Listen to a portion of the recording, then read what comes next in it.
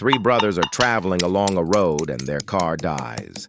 They all get out of the car and start walking to a barn that's a little ways away.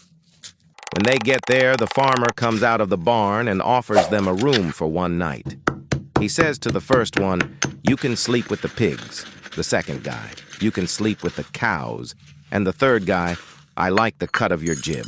You can sleep with my 18 daughters."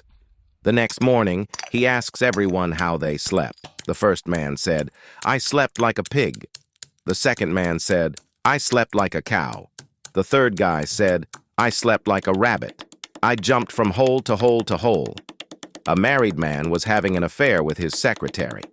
One day, their passions overcame them in the office, and they took off for her house.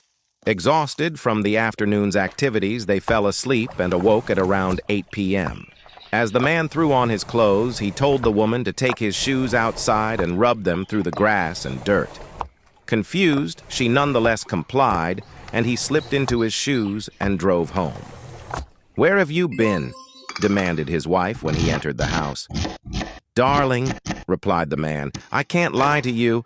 I've been having an affair with my secretary. I fell asleep in her bed and didn't wake up until 8 o'clock. The wife glanced down at his shoes and said, "You liar! You've been playing golf."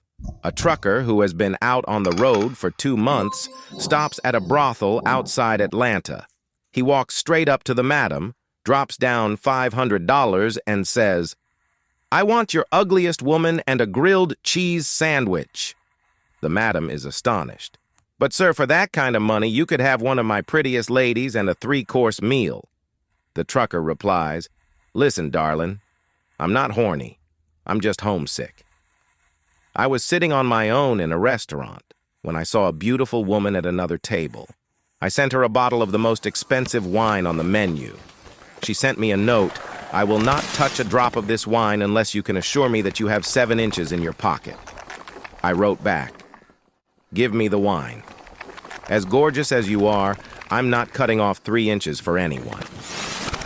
During a discussion at Sunday school, a nun asks the children what they think God takes you by when you die. A kid responds, "I think God takes you by your feet, because once I walked into my parents' room and my mom's feet were in the air and she was screaming, 'Oh God, I'm coming.'